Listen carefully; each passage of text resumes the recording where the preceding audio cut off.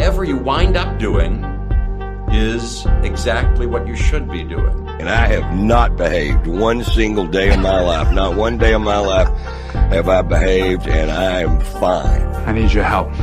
I can't tell you what it is. You can never ask me about it later, and we're going to hurt some people. Whose car are we going to take?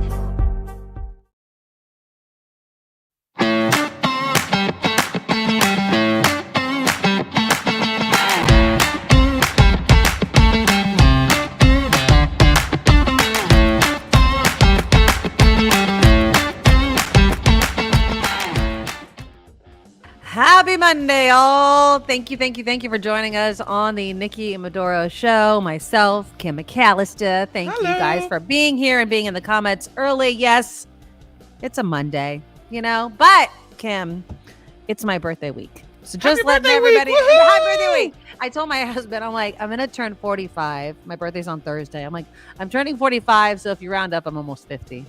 He's like, you're not almost 50. And I'm like, so much closer. But yeah, so I agree with him. You're not 50 till you're 50. Just let it go. And I don't actually mind getting older. All I'm going to say is this. I'm treating myself. Sandra, who's my hairstylist, who I've not seen in almost a year, I'm coming. I need to get my hair done. It's time. I'm like looking at myself. I was reading this thing, and it was the most depressing thing that I'd ever, not the most depressing thing, but one of the most depressing things I read yesterday. And this woman was it was like one of those like truth posts or whatever. And she's like, I don't mind getting older. She's like, I just didn't realize that I'd be so sad every time I look at my face. No! Oh my God. And she goes off on how like sometimes she gets Botox, so it's not like she doesn't do anything, and she says she takes care of her skin. She's like, but I just don't think I like how my face looks getting older. And I'm like, ugh. Like, I don't feel that way. I'm not trying to be conceited, but whatever. I mean, listen, it's never going to look like it did when you were 22, exactly, but come on. Exactly. But yeah, so it was just one of those things as I'm about to turn 45. Consider the alternative, know? Right, I mean, exactly. On one hand, you could be dead. On the other, you could be, live and kicking. All right, we have a great show coming up. We are going to get into San Francisco's image. I'm going to throw in my hometown of San Jose as well, because my mayor gave his State of the City address, his first one, pardon me, on Saturday. And so we're going to get into, what makes a city's image. I think that sometimes people are like, they hear San Francisco in recent years, and it's a hellhole, poop everywhere, homeless.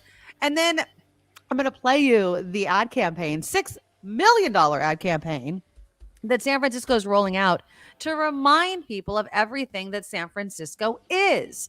And the question is simple. How do we judge our cities? Do we judge it by the worst possible things that happen there, or also the good things? So we'll get into that. We'll get into San Jose as well, because there's been, encouraging stories and then not so encouraging stories. So we'll talk about that. The actors strike talks are going to resume tomorrow. But we weren't able to get into this. SAG's quote unquote warning regarding Halloween to the actors is facing a lot of criticism. If you've ever thought about hosting on Airbnb, long-term hosting, right? Because a lot of these cities you have to have it for 30 days or whatever. So it kind of fights against that short-term rental. This is a story that's just going to leave you horrified. So I'll start the Monday with that as well. And then if we have time, I just turned off the water to my sprinklers because we had some rain this weekend, right? And it's lush and green. I'm like, you know what? I don't need to pay hundreds and hundreds of dollars for water. Well, we're going to get into the grass debate again, because not only now are real lawns bad, but apparently the fake stuff is terrible, terrible, terrible for you too. So then what do you do if you just love to look at the big, green, luscious lawn in front of your house? Okay, but before we get to all of that, and of course, the big news in the McAllister household this morning. Let's click the thumbs up button, you guys, to show your support of the show. It helps us out. It grows the show on YouTube. Don't ask me how it works. It's an algorithm thing. So just click the thumbs up every single show and ask your friends and family to subscribe as well. The super chat is live. So you just look for the $sign under the live chat box, and you could throw us a super comment, thanks, sticker, or what have you. And it helps support the show. And then the number one way that everybody who watches the show can support the show, that's 100% crowdfunded, is to become an official Medorable. Just go to the NikkiMedoroShow.com. Our Patreon link is there, and you could sign up for a one-time a month payment of whatever you can afford. And if you could bump it up, we'd really appreciate it. The links to everything also are in the about section of the YouTube channel. And hello to everybody watching on Twitch. I think we got like half a dozen people watching on Twitch on Friday. Good morning, Twitchers. Yeah, hello, Twitchers. So it's live there. I don't think it's replayed on Twitch. I'm learning Twitch. But hello to everybody that joins us on Twitch. We love adding to the community. But the about section on my YouTube channel is where you can find all the links to all my socials. The PayPal direct link is there as well, if that's the way you like to do it. The merch shop, the NikkiMedoroShop.com. And we just appreciate all of you that support us. And a reminder that this Friday, the 27th, I will be delivering the mystery box to the fundraiser's winner. And we are going to be going to the Red Jack Saloon in San Francisco. Time to be determined. I said I wasn't going to drive, and now my husband's looking at me. He's like, I'm driving. And I'm like, well, then I'm drinking and you're not driving. My husband's going to be there if you've ever wanted to meet my husband and ask him how he's married to a crazy woman. We'll be there for about an hour or so to, say hi to everybody, drop off the box, cheers, and all those sorts of things. So I will look at the schedule. I'll talk to my husband, and I'll try to give you guys a more exact time. I'll put it on my socials as well. I'll be here on Friday too, so I'll probably have more details on that. I will not be here tomorrow and Wednesday. I will be in San Francisco, but Thursday, my birthday, I will be here, and Friday, I will be here as well. So I appreciate all of you guys so very much. Okay, my friend, let's do this. So imagine my surprise when I wake up this morning and I'm, I go over the headlines, I kind of have an idea. And all of a sudden I see this headline. Petaluma High School has increased police today. Yeah. Because of a shooting threat that was apparently made. What? Was it made over the weekend? Was it made on Friday? When was it made? It's on Friday. Yeah, it's on Friday, right? Yeah. And so Kim's daughter goes to Petaluma High School. So the first thing I said to her was, she goes to Petaluma High School, and you're like, yeah, guess who's staying home today? Yeah. So what kind of message are you guys getting? Basically, it was this situation where someone went into a bathroom on Friday and they wrote, I'm gonna have the exact wording. It was, I have it right here. Monday, 10/23 is the day I kill. I'm going to shoot up the school, and my first person is, I'm assuming there was a name there. And there were 3 names on the wall, specifically 3 specific student names, right? Okay. And they said, so watch out, Monday is your guy's day. Right. And so then we get a message saying that, and then we get an updated message yesterday afternoon, that says that over the weekend, Petaluma police met with the students and their families who we believe were connected to the threat.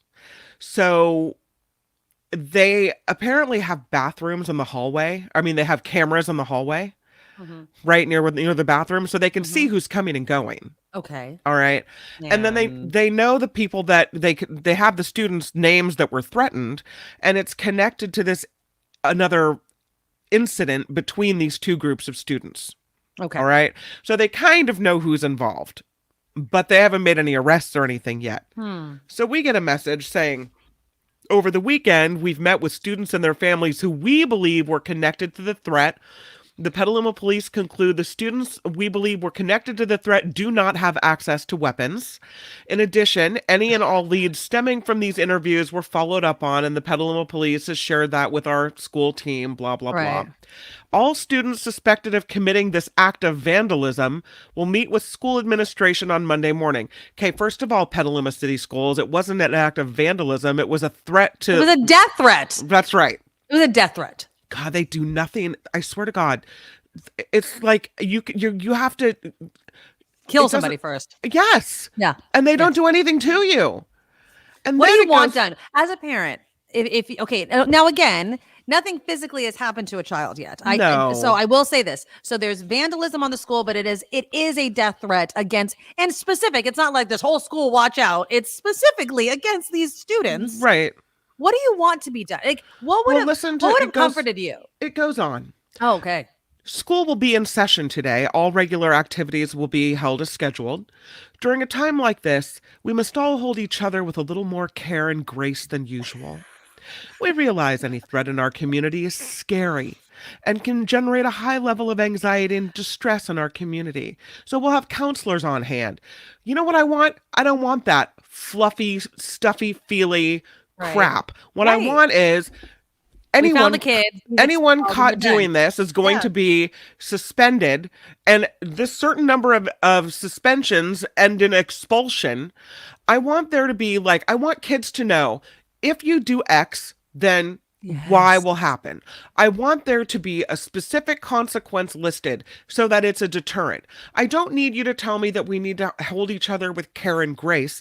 I need you to list exactly what's going to happen to anyone who's a big moron and decides to write something on the bathroom wall. Yeah, I agree with you. I mean, it doesn't seem stern enough. It seems like, oh, I can literally make death threats at school, call out specific people, and it doesn't matter. No, your hand should be shaking if you even think about writing something like that on the wall. Now, I understand, Sally has big boobs or Oscar's a D word. You know what I mean? I get it. People write terrible things all the time. That would be vandalism. That would be vandalism, but a death threat? It's more than just vandalism. Exactly. And you didn't send your daughter to school today. So she's missing education because you don't feel safe. She's missing, and she wanted to go to school. She actually begged to go to school last night because she is going to miss band today, and she really loves going to band class. And I said, listen, they haven't made any arrests in this case, and I just feel like due to security issues, it might just be a better idea for you to stay home today.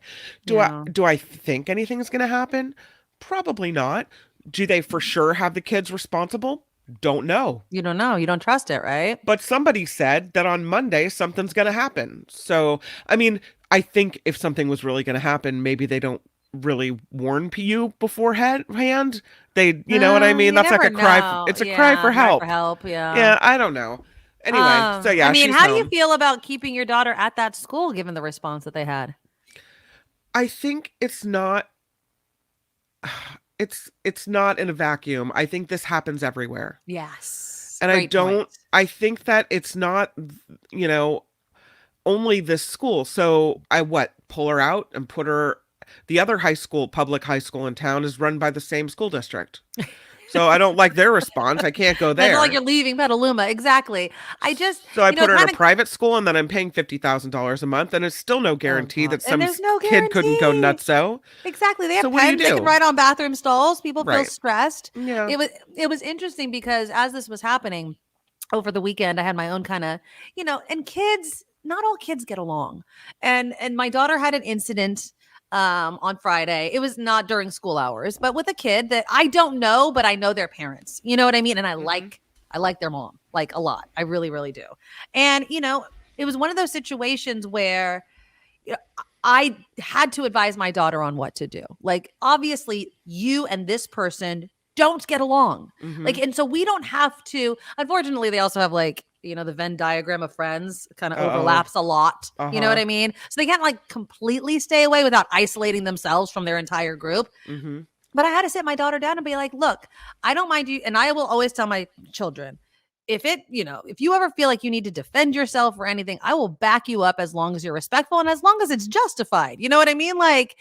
Don't be pulling that card every 5 seconds. But I told my daughter, I'm like, look, you don't like this person, stay out of their way. You don't have to say anything to them.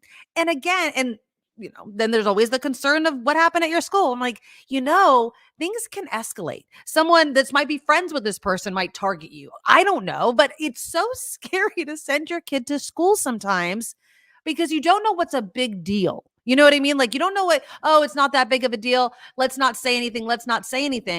And then all of a sudden, somebody's writing something on a bathroom wall or a tragedy happens and everyone's like, we didn't see it coming. Well, maybe you didn't see it coming because nobody was saying anything, right? Everyone thought nothing was a big enough deal to say something about. And so now I'm not saying that what happened between my daughter and this kid was that big of a deal. But what I am saying is I wanted there at least to be some sort of communication look, these kids are having an issue. We need to talk to them to work it out. Because if nobody says anything, then the other parent doesn't know and they don't have a conversation with their kid. And maybe their kid is going through something and they're completely unaware because teenagers, they freaking hide out in their room and who the hell knows.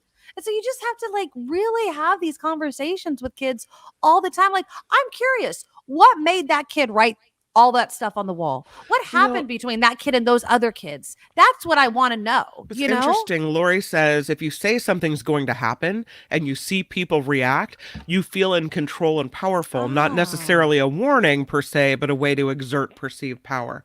That is that is a good point, Lori. Yeah. Like, just look what I can do. You know what I mean? But again, they also need to nip it in the bud because, okay, I got a little bit of power just by writing something on the wall, right? Now you'll really pay attention to me when I maybe escalate it. Now, of course, I hope that doesn't happen. And maybe it is just going to stop at writing on a bathroom wall.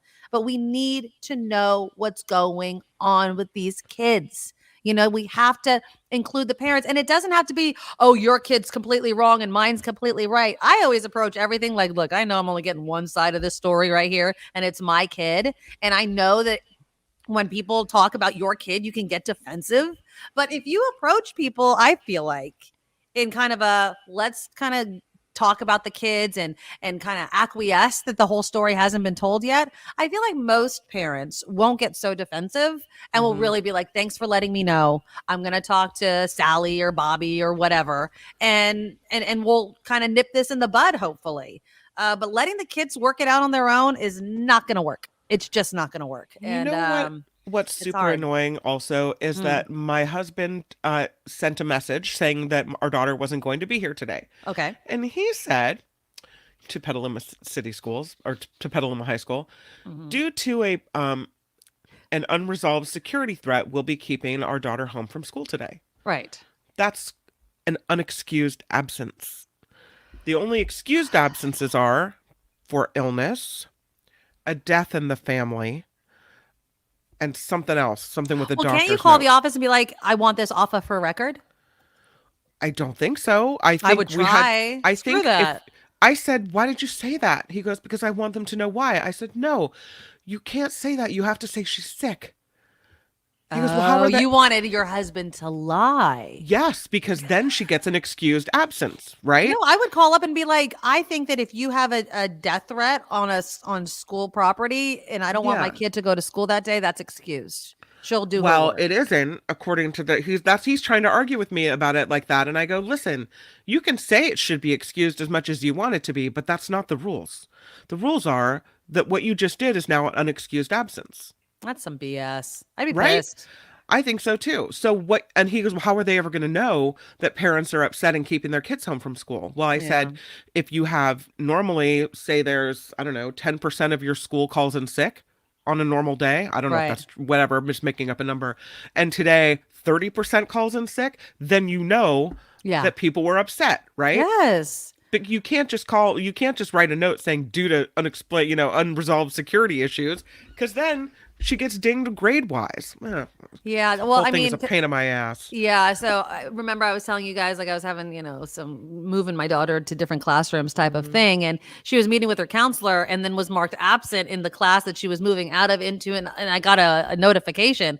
I hopped on the horn. I was like, I was like, because my daughter can miss a lot of school justifiably. I don't need any of the mistake ones adding on to the list. So, and they erased it and all that. But I'd raise a bit of a ruckus, I think, if I were you. It's what do I do as a parent? And now you're going to put the onus on me that I have to send my child into a situation that you have not resolved to my liking that has to do with a death threat. And now my kid's going to get dinged for it. Right. On the flip side, devil's advocate, then every single time a kid writes something and wants no school the next day or whatever, I could understand it's a double-edged sword in that case. Yep. Natalie says, no, I would take the unexcused absence. Sometimes you stand up for what's right, even when it quote unquote punishes you. I agree with your husband. I mean, I don't think there was anything wrong with what he said.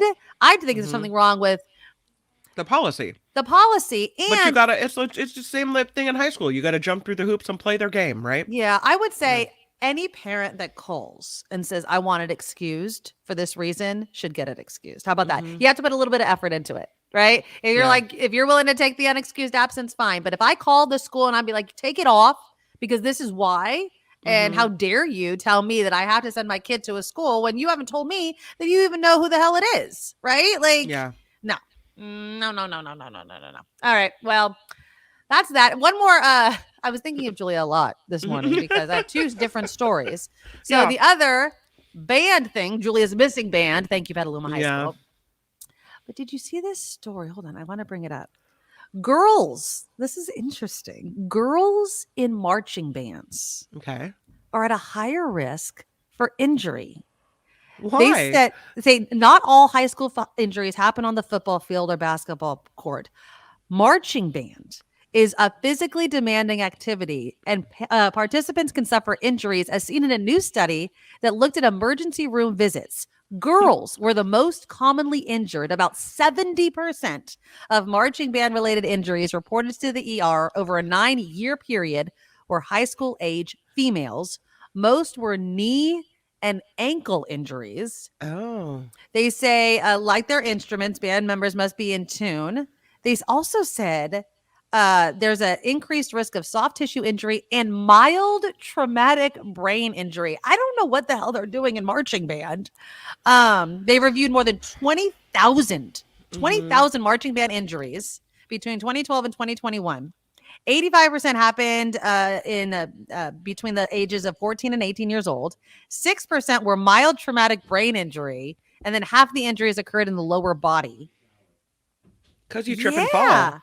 Because you're marching through streets and uneven terrain. And Have you ever seen anybody injured in marching band? I haven't, actually. But I will say that Julia's like, I'm so sore. And that's interesting. I never think about that. I go, how can you be sore? You just walk through the streets. And she said, well, I had to hold my elbow up the entire time because I have a flute. And so, because the way you hold a flute is different than the way you hold other instruments, right? Yeah. You're using different arm muscles. So you have to have your things. elbow all the way up. Yeah. And she goes, and I had to walk that way for 3 miles or whatever it is. That's a long time. I mean, I don't know how long the Butter and Eggs Day parade is. Over the weekend, she was at a band competition at the Santa Cruz Beach Boardwalk. And that was only a competition. They marched, for, I don't know, half a block while they were judged, and that was it. But there are, imagine carrying the heavier instrument. She's also in the drum line. And the drum line, she has to wear this glockenspiel thing on the church chest. And then it's like this, it looks like a piano key, it looks like a giant xylophone hanging off her body. Oh, damn. Yeah, and that probably is pulling on her back, right? It's really heavy. Yeah. If she fell while she was carrying that thing, that's an injury. Yeah. I can imagine. So mild traumatic brain injury, though. I mean, you'd have to fall. I mean, or run into somebody, or run into their instrument, or a pole, or something, because you're looking at your instrument and not where you're headed. Eric's comment. Eric's like, you play the drums with your hand, not your head, unless they're doing it different these days. That's funny. That would be really funny to see. No, it would have to be soft tissue injuries due to carrying the instruments and for long ways. Mm-hmm. Yeah, or it's like leaning on your arm a certain way. But carpal tunnel because of whatever. Right. Or I just never think of it. The brain injury has to be either someone whacks into you with a tuba or you've tripped and fallen. But it doesn't really look like that serious of a I don't want to call it a sport, of an activity. Right. But you don't think about these things. And then all of a sudden you think about your daughter holding her arms up for a long amount of time, walking. SJ Lola says Pilates would be beneficial, working that core, right? Like having everything right there. I just watched a thing in Willow Glen, my Niners, who are on Monday Night Football tonight. Is it Fred Warner? 2 of them are taking Pilates. And they've been taking it for 1.5 years in Willow Glen, which is in San Jose, to help with their core. They could help. Oh. I mean, they're obviously a much more contact sport. Christine with the information today. My husband is a marching band director, and I see injuries all the time. See, you don't even think about it. And I'm like, because I saw the video that you had posted that she was in Santa Cruz doing this band competition. And then I saw this study, and if you're trying to find a sport in which your child will not be injured, I would think marching band would be an excellent one, but apparently not. Just make sure. Just be mindful. Yeah. That's interesting. I mean, walk down the street, blow into a flute. How hard can it be? Exactly. Like bang on a drum, hit the triangle. I mean, come on here. Christine, give us the details. How do I make sure she doesn't get injured? Yeah, how do we fix that? I would say, just with the flute, and Kristen probably has more details. Like with the flute, we obviously work out your arms, right? To make it strong. Your shoulders, probably, to kind of, and then of course the core work, and then walking, I guess. I mean, just constantly walking all the time is gonna be a form of exercise. So, Yeah, but does Julia still work at the horse farm or whatever? Yeah, that's only 1 day a week though. And she rides though. Yeah, she rides. That's a good core workout. You know what I Very mean? good Leg core workout and all that kind Mhm. of stuff. So even if Yeah. it is only 1 day a week, Yeah. that's interesting. Yeah. And Lori, I hear you. Anyone with bad knees can understand how marching for extended periods, carrying over 10 pounds or being in an awkward position can mess with your knees. Absolutely. My knees, if I go to the mall and I work out, like I go to the gym and I do my, treadmill and stuff like that. But if I just go to the mall and I'm carrying heavy bags, right? Mhm. For like an hour or something, my back is killing me. My knees start like getting all quaky and stuff. So, my family, they're really lovely about taking their dishes to the sink, right. and then Leaving I them there. arrive, and then I have to deal with everything in the sink. Okay. Of course. And so there are times when the kitchen's a mess. David has cooked or baked or something's happened, and there's just like a boatload of dishes. Yeah. And I'll be in there for 45 minutes washing dishes. Do you not have a dishwasher? I know, but I'm loading the dishwasher. I'm washing some things by hand that need to be Right. washed by hand. I'm doing all the things. I'm cleaning the counters, whatever. And I'll be in front of the sink, and a half an hour in, my back just starts really hurting. Yeah. So yeah, you You stand have to get anywhere one of for those long pad enough, mats. right? Yeah, you Yeah, have to I get one of those do. like fluffy, like I have one right in front of the sink. Not that I like to do dishes. I literally spent I sound 30 like minutes such a this morning whiner. doing it. Oh, my back hurts when I do the dishes. It does hurt. And you know what? We can complain, damn it. I don't even care. Christine says ankle rolls and falling on your instrument mostly. Oh, yeah. Okay. I could see if you trip and fall and you hit, like if you have a large instrument, I mean, and you bash your face in, I could Right. see that happening. But even with the flute, I mean, just think of it's a metal pole. Like, what if you fell and you whacked yourself in the face with that Yeah, too, or exactly. you fell on it, so then you hit a hard instrument on your face? Yeah. I could see that. And dehydration. So make sure that you're probably not drinking while you're playing the flute. So yeah. Thanks, Christine. I appreciate Thanks, Christine. All right, let's do some headlines. And then when we come back, we're going to talk about the image of the city by the bay, San Francisco, spending $6 million on a new ad campaign. I'll show you the ad. And I think I just want your initial thoughts to the ad. And then I'll share mine, of course. But my question is, how do you decide how to judge a city? Is it by the worst things? Do you think that nothing bad ever happens anywhere else? Or should you focus on all the things that, were developed in the city or the other reputation of the city? How do you decide whether or not you love where you live? Is it the bad headlines or the good headlines? Let me know in the comments. We'll talk about that and so much more after Kim's news. Now, from around the world to up your street, the Nikki Medoro Show presents News Czar Kim McAllister. Let's start with the war between Israel and Hamas, now in its third week. It's coming as the White House is asking Israel to hold back on a ground invasion of Gaza as it attempts to free hostages being held by the Palestinian militant group. Meanwhile, Israeli forces bombarded the Gaza Strip with airstrikes overnight.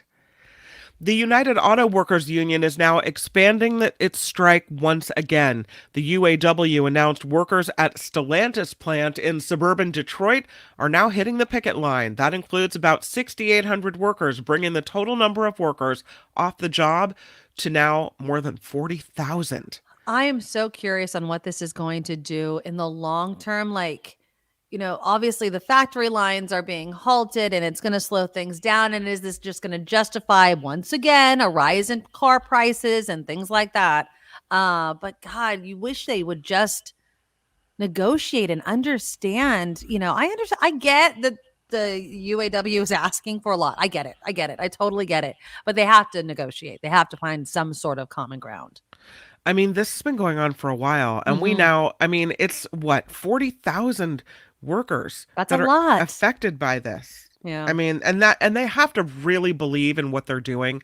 And I have to say, I don't remember a time when it was such a well-coordinated, okay, you don't give us what I want, even more workers. Okay, you don't give us what I want, even more workers. And every Friday, there's like more workers affected, more workers doing this. And it just seems like, Sean Fain, who's the president of the UAW, really knows what he's doing here. I mean, I feel like they're trying to give these auto companies a chance. Like, look, You're feeling a little pain now. More pain could be on the way. Come negotiate. I think that's kind of the strategy of, we don't want to immediately hobble you, but we'll get there if you don't work with us.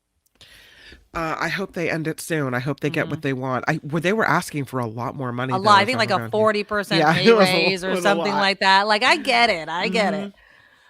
Let's go to the Capitol, because Americans want the House of Representatives to get back to work. A new USA Today Suffolk University poll shows 67% of registered voters say the House should elect a new speaker already, as soon as possible. This comes as the chamber has been without a speaker for nearly 3 weeks following the ouster of Kevin McCarthy. Senate Republican leader Mitch McConnell says he is completely recovered from health issues that led him to freeze while taking questions from reporters. McConnell said he's in good shape, back on the job, during an interview with CBS's Face the Nation. McConnell froze up while taking questions from reporters on Capitol Hill and in a separate incident in his home state of Kentucky as well. He was upset when he was on Face the Nation. They were talking about politics, and then the reporter asked him about his health. He said, "I'm fine. I'm completely recovered, and maybe we should just be talking about politics here." Didn't want to talk about that at all. Right, so. But you want to talk about Biden's age, right? You want to talk about any of that, then all of a sudden it's a free-for-all and it's A-okay. Give me a break, right. McConnell. Yeah, we only want to talk about it when it, benefits us, I guess. Exactly. I don't know. It'll be interesting. So let's talk about respiratory illnesses, because here we come into the season where more and more people are getting sick. Yep. And what we know is that experts are warning about a very challenging respiratory virus season and strongly recommend getting vaccinated. A CDC forecast says there could be as many as 25 new weekly hospitalizations for every 100,000 people in the U.S.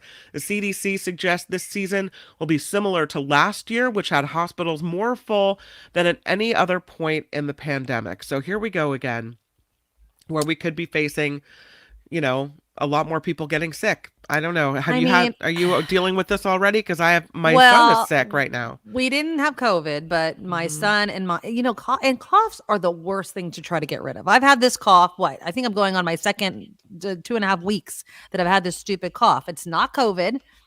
I don't think it was the flu, although one day I was down for the count last week. I just did not feel well. But, I slept really well, and then I felt better the next day. I need to go get my booster. I want to go get the flu shot. But again, is this, as long as the hospitals can handle it, right?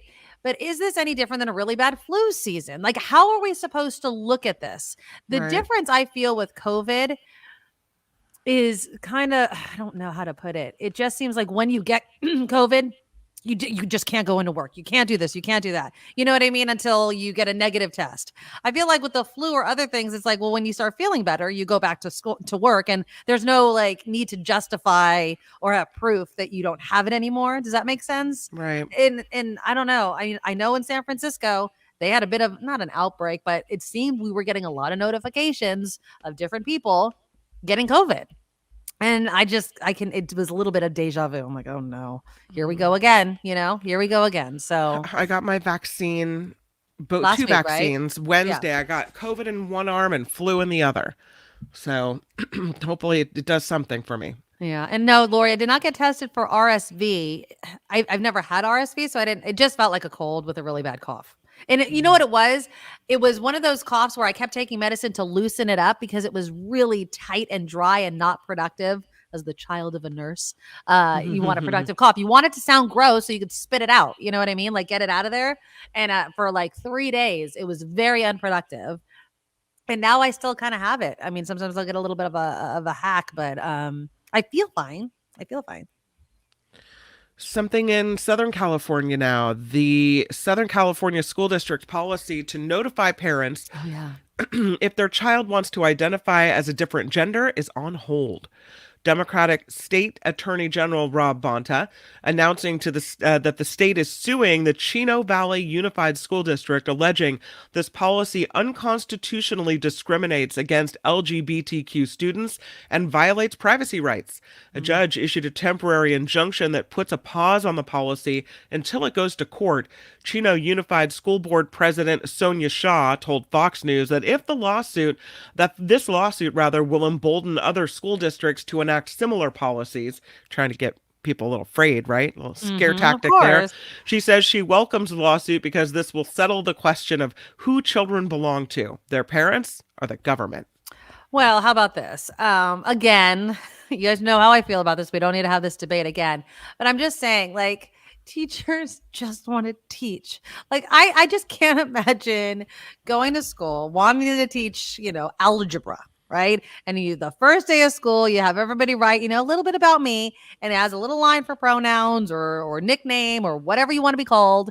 And you fill it out, you turn it in, your teacher just calls that to you, and then you get on with algebra versus, no, let's contact the parents. Let's stress out the kid. Let's do all these things. Because again, I was reading an article about this morning, Kim, and they're like, well, we want to notify the parents so that there can be a support system for the child at home that's going through their gender identity thing. My thing is like, look, if the parent doesn't know, there's a reason the parent doesn't know. Either the kid doesn't feel comfortable telling them, and it doesn't mean that they're a bad parent. The kid doesn't feel comfortable telling them yet. And that's probably it, right? I mean, unless you have a problem with it, and then that's the reason why your kid hasn't told you yet.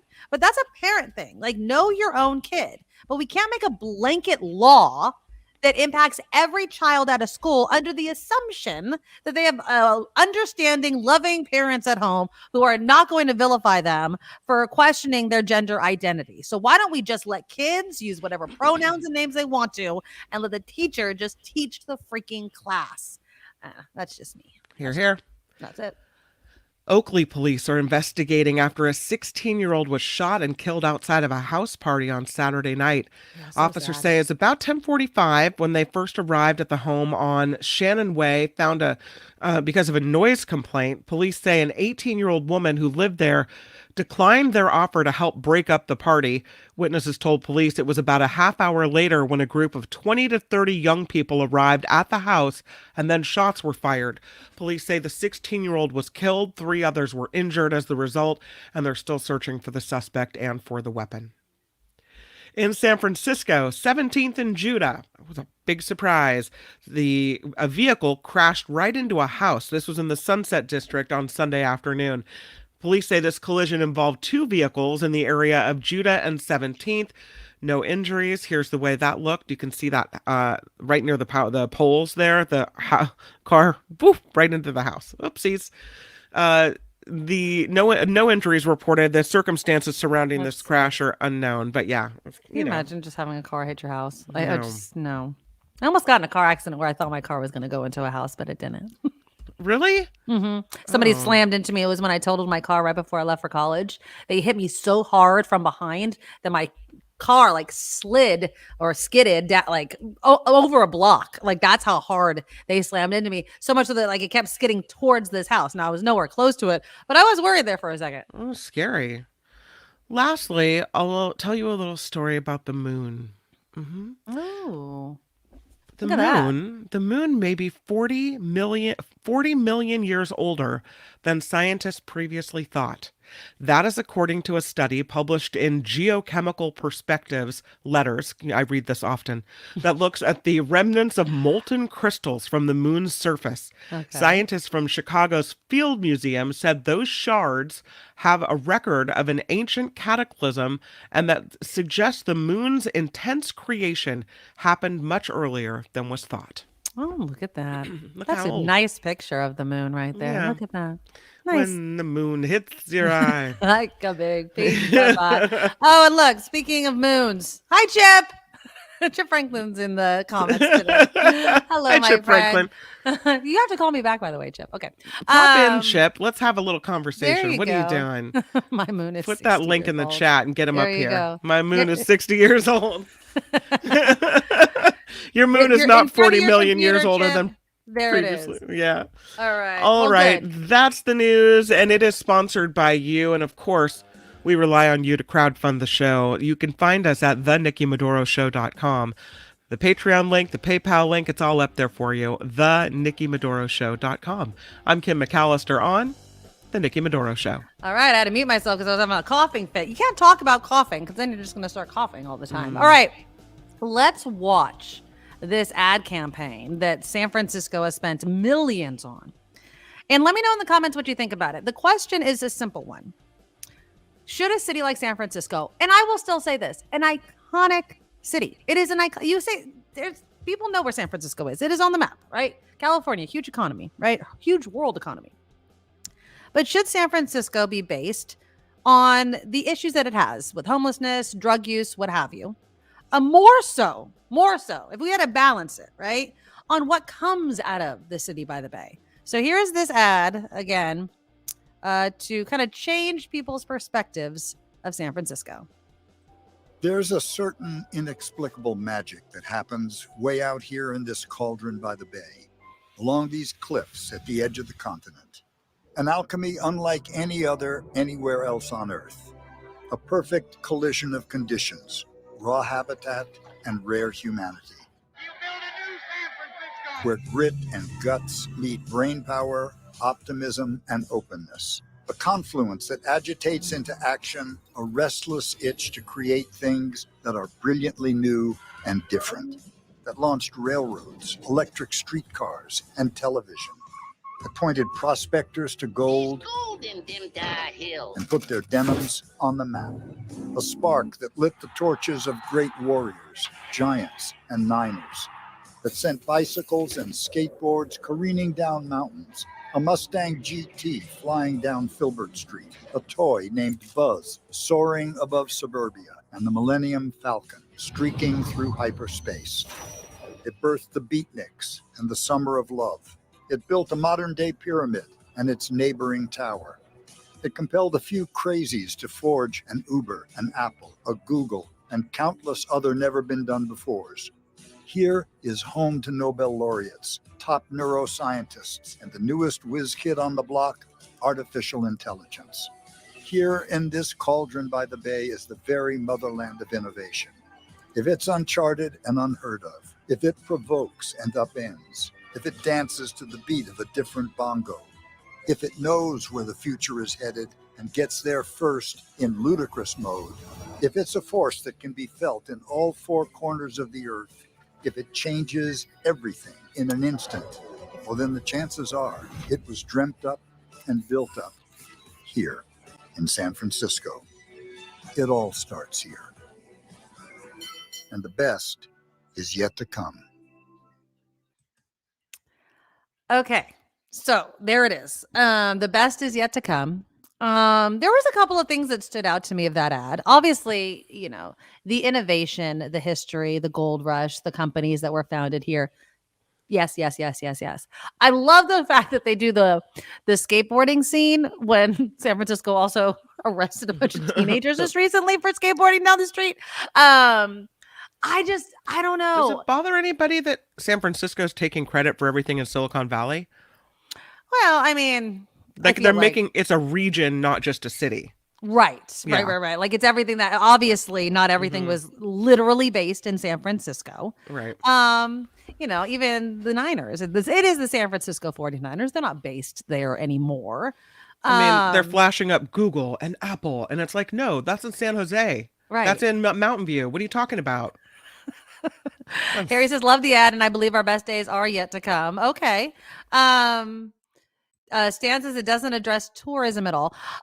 When I watched it the first time, I was like, you know, that's really good. It kind of reminds me of all the things. And yes, it is a regional thing. I will give you that, Kim. And I don't think that there's anything wrong with that either.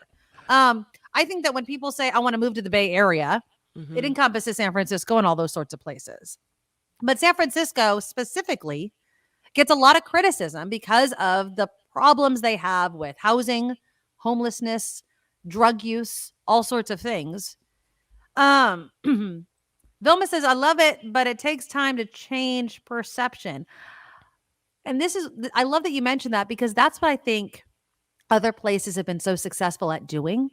It's not necessarily that they're doing so much better. It's that they keep pointing out what San Francisco does wrong, right? So it's like, don't look behind our curtain, right? Like, don't look at our education or housing prices or wages or drug use or whatever. But look what San Francisco is failing at, because it makes them feel better and look better in comparison. You know what, though? I have to say, all that stuff in the video can be true. And also it can be true that San Francisco is struggling in a lot of ways to keep storefronts full and to keep homeless people off the street and to keep the open air drug market, down. Like it can all be, yes, it's all, let's accentuate the positive. And I get that when we do solve the problems, we don't want to have this public relations nightmare image to overcome. Right? Because that's, then 50 years down the road, people are going to be thinking, oh, San Francisco, you don't want to go there. That's dangerous. Well, that's, no, this is I don't want to say it's a recent problem, but it's not, it hasn't always gotten been worse this way. in recent years. It's gotten worse in recent years. So, I mean, it leaves a lot of stuff out there. I'm just saying. Eric says that commercial makes me want to go to San Francisco. Then I remember all the homeless on the street. Jimbo is logged into the show. Jimbo, so happy every time you click in. And guys, I think the link's also in there. If you guys ever want to click into the show, you can. So what do you think, Jimbo? What do you think of the ad? I did not like the ad. Oh, really? Because what Kim said, half of it wasn't San Francisco, right? Right. And the other half is hiding the sidewalks. Like, you didn't see a single shot of a sidewalk. All you saw was towers and logos. Like, I can go to a convention and look at a bunch of logos, hey, use this, buy this, but it's not San Francisco. And even Steph Curry, technically they're the Golden State Warriors. Yeah, they're in Chase Center now, but they were in Oakland for more years than anything else, right? So, okay, San Francisco can buy teams and put them in there, but I think as an ad, it would have been better if they focused on what is working. Right now, they're bringing AI in. So they should have an AI person talking and showing a robot doing something. They did show one Waze car, so that's kind of AI, but with all the recent problems with those driverless cars, I wouldn't have shown one of that. Yeah, exactly. Right. Like, and, all the stuff that is there, they didn't show. Palace of Fine Arts, the park, the hill where the Full House houses are. Like, there are places. They showed the corner of Haight and Ashby, but they didn't show anybody walking around with pride flags, nothing. So it's like they didn't show San Francisco. They showed businesses are here, so you should bring your business here. That's all they really said. Right. And how do they compete with better, smaller cities that are growing? Austin, Seattle, Chicago, and even though Chicago has the worst crime rate, no one talks about it. New York, everyone gets mugged pretty much once 10 years, but no one says anything about that, So it's like, talk about what's good about San Francisco, not just what we had before, or we currently have a sports team. But, I mean, then it becomes like an NFL advertisement, not a, 49ers thing. I don't know. You would have liked, I think I would have liked to seen, obviously more of the people. I will also say this though, Jimbo, when I drive to San Francisco and I take the Embarcadero, that's usually the way I go home from the city, and, right past King Street, right past the ballpark and everything like that. It's gorgeous. I don't see homeless. I don't see. And so I always think to myself, yes, if I want to drive to the Tenderloin or probably a few blocks in, I can see stuff like that. But why do I want to seek out crap, right? Versus seeking out the good parts? Like, are we always, and that's kind of my question, are we always seeking the dark versus being like, okay, but this is gorgeous, that is gorgeous, we are investing in this, we are trying with that. Is it going to happen overnight? Maybe I'm just being too Pollyanna-ish about it, Jim. I mean, what am I wrong? Well, okay, if the aim is to try to get that 20% of the United States that travels, tourism, right? And we're fighting off the poop on the street theory and all that other stuff. I mean, there's still just as many bad things around the rest of the country. Like, I would never go to Florida because I don't want an alligator to come out the toilet and bite my butt or something like that, right? All right. And I know that's ludicrous, but there are stories of alligators and everything else in Florida, like the Florida Fridays from Mark. Yeah. There's so many crazy stories about Florida. I would never want to go there. But of course, I'm going to have to take my kids to Disney World one day. But still, the point is, like, there are bad stories about everywhere. Like, I don't want to go to Chicago, high crime rate and murder rate. I don't want to go to St. Louis because, I don't know, they have drug problems, fentanyl. Like, every city has their own problem. It's just right now we're under a microscope because we had Nancy Pelosi, we had Power, we had Gavin Newsom, who was former mayor. So they're always going to pick on that. They don't even pick on LA, and LA has a worse homeless problem than San Excellent Francisco. point. You know, and you're right. We're just going to have to suck it up and just present what can bring people in, you know, besides AI, besides other companies slowly coming back in. They're going to try to put all the homeless in shelters. They're going to build more, actually.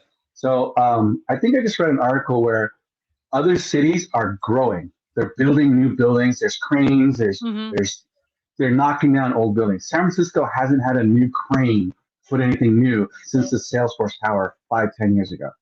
So if you think of it that way, we're kind of stuck between permanent process, EPA validation, so much red paperwork. We're actually stopping ourselves from growing or changing or updating. We won't even tell people that used to have parks in their buildings or on top of their roofs or whatever to open the doors and let people back in because they're like, well, we don't want the homeless in there. So like, how do you continue to grow and fix the old things or maintain them if no one wants to let anyone do it without charging taxes and fees and paperwork? So yes, we are kind of shooting ourselves in the own foot by not letting ourselves grow and adapt and change. But some people say there's charm. You don't want to knock down a 50-year-old, 100-year-old building. You want to put a plaque on it and say, this is historical. What? Yeah, no, I mean. Nobody cares historical. And we don't need it for that, you know? So Seattle, they built like 300,000 apartments in the last 2 years, and they filled 200,000 of them since COVID. Yeah. So we haven't done that. We can't do that because we're not letting people knock down old buildings. Yeah. So and there's so much red tape. You're absolutely correct. Jimbo, thank you so much. Always come back into the show. I always love your take on things. So thank you. But I will say this, just because Jim had mentioned it, I wanted to bring this up because he's talked about Los Angeles, right? Los Angeles has tons of problems. Now, I'll say this. You know, I don't think that anybody's ignoring LA's problems. I think San Francisco is just because we're so liberal. We always get the short end of the stick in the criticism area. But Los Angeles, one of their city councilwomen, Tracy Park, was walking the streets. I think this was last week because they're obviously experiencing the same situation that San Francisco is with drugs and homelessness and things like that. Let me play a little bit of this for you. This is, again, Tracy Park is from LA. It's not just fentanyl now. Let's see if I can get the volume up, though. Oh, hold on. Councilwoman Tracy Park. Hold on. There we go. Here we go. There we go. Streets of San Francisco this week. I represent the west side of Los Angeles, including Venice Beach, which has been ground zero of the homelessness, mental health, and addiction crisis in Los Angeles outside of Skid Row. Fentanyl fueling record deaths in both cities. San Francisco on pace for its deadliest year yet amid the drug overdose crisis. And they're making a lot of changes and trying some different approaches.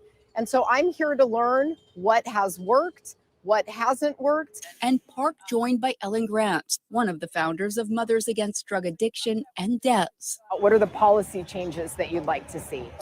Well, the first thing is that we want to see the city close the open drug scenes. That is so important because the open drug scenes attract more users, attracts more dealers. It affects the businesses and the communities. San Francisco now 6 months into a multi-agency effort to shutter the open-air drug market. Governor Gavin Newsom sending in California Highway Patrol and National Guard to support police. A lot more arrests are being made of drug users as well. Is that Los Angeles too? It's a little different. One of the things I appreciate about what San Francisco is doing in recent months is that shift to focusing on especially the folks that are manufacturing and distributing this poison that is killing people in the streets. Now we are racing the clock on the deadliest drug we have ever seen. The conversation continuing with Supervisor Matt Dorsey. In Los Angeles, the focus has not been on arresting users. And I am of the view that care ought to be the primary response. But that said, for repeat offenders, jail may be the thing. There you go. I'll just end it right there. That's the thing. Now we're seeing more care inside the jails, which I think is fine. You can't use drugs, illegal drugs in public. Okay. If you do, you will be arrested. Now, I'm not going to say you're going to be there for the rest of your life, but while you are in jail, you're going to have to go through some sort of drug diversion program that can continue outside of jail. So if it's a month-long program, you don't have to stay in jail for a month, but you need to continue the program. And then if we catch you again using drugs on the street, then the time in jail needs to be, with the care as well, extended. I mean, I don't see how, and I understand the argument, you cannot arrest your way out of a drug problem. I understand that. But at the same time, you also can't just let them lie on the street overdosing all the time, right? Shaking in their boots and doing all that crap. Like that's not the right way of handling it either. And so we need to find some sort of balance. One more video is with my mayor, San Jose Mayor Matt Mahan. He gave his first State of the City address. And this was one of the things that he talked about was, what they're doing about homelessness. Now, San Jose actually had, speaking of, good headlines, there was a new study that shows that San Jose's economic uptick is much higher than other cities. Downtown San Jose is experiencing 96% activity level. That represents the third highest activity level in North America.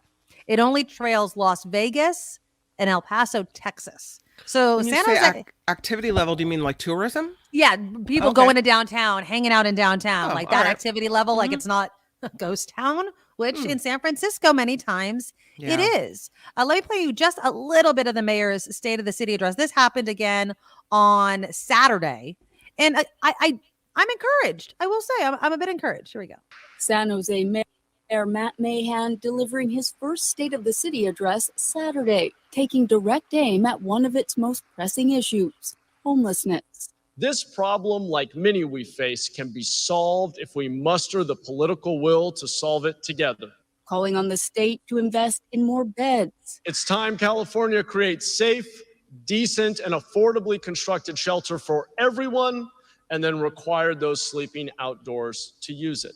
Mahan pointing to the city's efforts to shelter its more than 4,000 people experiencing homelessness. Just this year, between tiny homes, motel conversions, and safe parking sites, we've already added 269 safe, dignified interim placements for individuals formerly living in an encampment. The mayor keeping the focus on cleaning up the streets. We have unequivocally declared a zero-tolerance policy for drug dealing, drug buying, and drug use on our city streets. Highlighting the city's work to confront pedestrian death. So, I will still say this, 269 or whatever tiny homes. It's not quick enough. Let's bring someone to the conversation. And that, of course, is the one and only Chip Franklin. Hey, Hello, guys. my friend. Hi. Hello. How are you? Everybody I'm good? Good. How are you? It's so funny. I just had a friend go to San Francisco and he'd never been there before. So he went up but back east, he was visiting. He came out here and so he went up there and I was like, and he said, I just had a great time. It was really great. And I said, tell me where you went? And he goes, I went here and here. And I was in the Tenderloin. I go, why? When were you in the Tenderloin? He goes, well, we went up to, there was a party at a house that was not far from there. So he was up there like at midnight, and, of course, every city has problems. San Francisco, because of our reputation as being this liberal mecca, our people like to take cheap shots. Yep. But the truth is that I mean, the problems we have, I mean, we've seen them, having worked in the city when we went in every day, and parked, you saw it. And yeah, but again, I've lived in major metropolitan areas my whole life, and I think it's overblown. And I think that the homeless problem, I live in San Diego right now, and it's freaking incredibly bad down here. And they don't even have a plan. They're not even talking about it. Really? Well, I mean, but you live in kind of a more conservative. I mean, isn't it more conservative down there? You would have thought they'd be a little, I don't know, not heartless, but you know what I'm saying. Just a little more. There's no conservative plan for dealing with homeless people. Right. It's the same thing. Some kid, I have this T-shirt on that has Wonder Woman punching Donald Trump. And I wear it. That's kind of this. I don't know. It belonged to my son. I just was wearing it to the gym, and this kid starts talking to me about, Trump and how much he loves Trump. And I'm like, I said, tell me a policy, tell me something he did. Nobody, of course, can, but when he talks about homelessness, I said, so what would you do? And he goes, I'd put them all in prison. He's a young kid, maybe 25, 26. And of course, the cost and all that stuff. When we talk about crime, when we talk about homelessness, the Republican and the conservative angle is always more expensive than the liberal angle, Oh, yeah. And heartless as well, too. Obviously everything from schizophrenia to drug use to alcoholism to all that, has to come into play. And, it takes, here's and then I'll shut up. I'll get off my soapbox. No, we want to hear from you. The whole thing about conservatism, when you tear it down piece by piece, it's basically the size of government, right? And the amount of government in our lives. And if homeless people are affecting you, your business, they're sleeping outside, they're urinating in your doorwell, whatever. Yeah. Then you need government to come in and help. And you have to find a solution that works with local officials and government officials and just regular people in a way that makes this whole thing work. There's no silver bullet to any of this. No. So this is the classic example of why, progressive policies are the same thing as conservative policies when you break them down. They both want the same thing. They want a higher quality and higher standard of life for everybody, And, so, I mean, when I hear one of the things that Trump wants to do, he wants to create like 15 cities that are government free. I'm like, you're a freaking idiot. How are you going to create them? How are you going to create them? With what money? The taxpayer money from the government you don't want? Okay, sure. I mean, this whole thing with the speaker and trying, look at, did you see over the weekend, you might have spoken about it, and I apologize I didn't hear it, but Liz Cheney I think is going to run now. I think she's seriously going to run. For president? Oh, yeah. She said she wouldn't rule it out, which means. Please jump in the race. I just to be part of the conversation. Well, I would love it. And RFK Jr. in the latest poll, in the USA Today poll, is taking votes away from Trump. Yeah. He's going to be a spoiler for both. But he's also whack. He's crazy. He's crazy. He's a boy. Well, I mean, we can't make fun of his voice, Chip. Yeah, I can. It's not my show. I can do it. I love what Cheney said, which was, you've been warned regarding Trump. You know everything you need to know. Right. Basically she's saying, listen, I warned you people. I told you. I got up there. I sat in my seat. I gave up my job for this to warn you, to tell you everything. What more can I do? Right? Yeah. Maybe she's the McCain that'll be president. You never know. By the way, did you check out the latest KGO ratings? No. Oh my God. No. There's like 3 people and I think that's up to 6 now in Foster City that listen to it, and that's it. They don't even show up on the ratings anymore. I don't think they pay for it anymore. That's what we heard last time, right, Kim? It was like you have to kind of pay to have some sort of. I don't know. I mean, that's what I was thinking why it was so low, but I was told no, that's not the case. Oh, it's so just I don't know. Yeah. I'm shocked that nobody wants to turn on AM radio to hear about online betting. Well, one of the things that that I look back on this now, and even though it affected all of us, but the idea that people should be, that companies should be able to coax people into fostering an addiction, which gambling is. I know you don't like gambling. Yes. No. I mean, gambling. I'll play poker. I'll do all that sort of stuff. But being able to do it on this.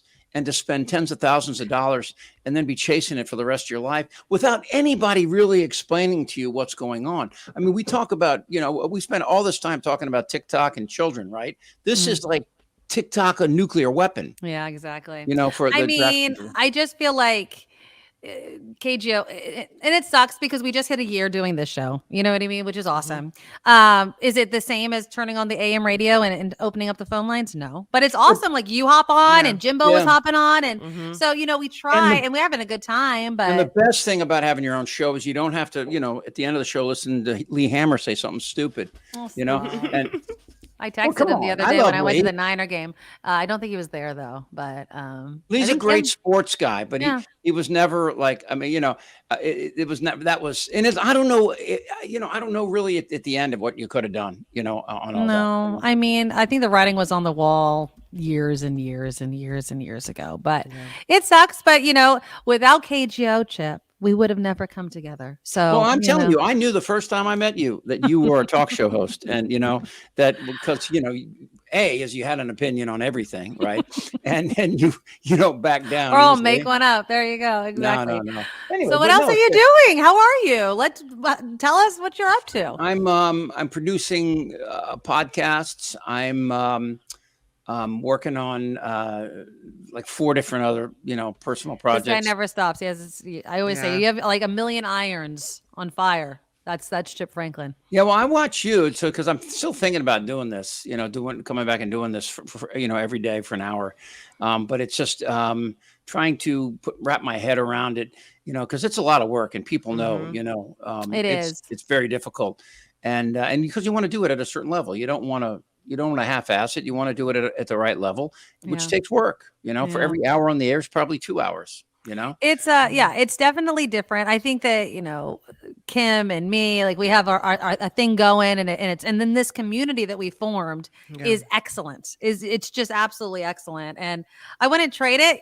Am I still bitter at KGO? Hell yeah. I still think that they blew it so badly.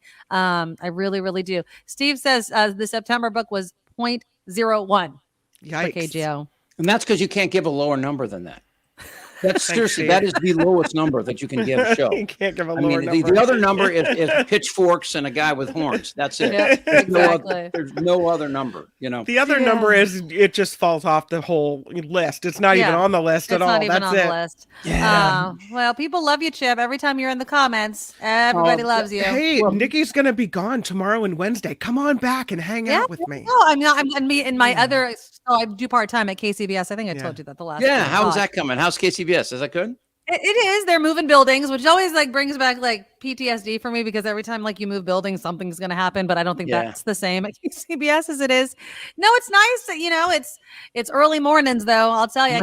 What's going to occupy that building when they're gone? I have no idea. I mean, they've been there forever. It's at the corner of Battery and Broadway, right across the street from where we used to be. Yep, exactly. I guess, Harry, our friend Harry donated $5 and said, "If Chip were in the Bay Area, I'd buy him a Medoro mule at the Red Jack." Oh, that's nice. Are you ever going to come back to the Bay or what, my friend? I've been there a couple times, but just for a day. Hold on, lost my number. I guess you lost my number. No, I'm just kidding. Stop. You don't live in San Jose. I know. I'm nowhere close to San Francisco. Believe me, I'm nowhere close to San Francisco. No, I was up in the East Bay, and it's fun. I actually came back. Actually, I was up there, and I was supposed to fly right back, and I stayed the night and went to a Giants game, and that was fun. Yeah. How's your son loving married life? Oh, he good. Yeah, we all played golf yesterday. Actually, nice. Alex and I did. His wife doesn't, but it's she's good. She's tough. My son got married April 1st, and I got COVID. That was my first time. I tell you that, right? I got COVID on April 1st. Yeah. And since then, I'm like a pincushion. I swear to God, I got I've gotten flu shot. I got my booster, and I get an RSV because when you're 60, you get these RSV. Because I don't even know what the acronym means. It's just apparently it's another way to die. Yes, so respiratory something. Respiratory sucks very much, right? I think that's what it is. So, but yeah, so it's just it's interesting to when you get into all this, and I got into this hardcore weightlifting program. So I lift I do. I lift four times a week for the last 2 years. I've been doing it, and it's weightlifting. crazy. Weightlifting, yeah, and just in with the personal trainer and doing the whole thing, and of course the personal trainer is like an 18-year-old named Harry, I just said that's Harry. That's all Harry right there. But it's funny, but I pop in sometimes and I don't sign in, but I listen, and and I always have you on the background.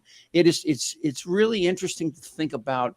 Not having to talk about politics, and and I talk. I'm a huge supporter of Israel, and of course, I don't want to see any Palestinian victims at all. But I do. So awful. I have a lot of friends that are from there, and a lot of Jewish friends that are seeing more anti-Semitism, and I just, it's something that. It's funny because YouTube doesn't like you to talk about it, and Twitter doesn't like you to talk about it.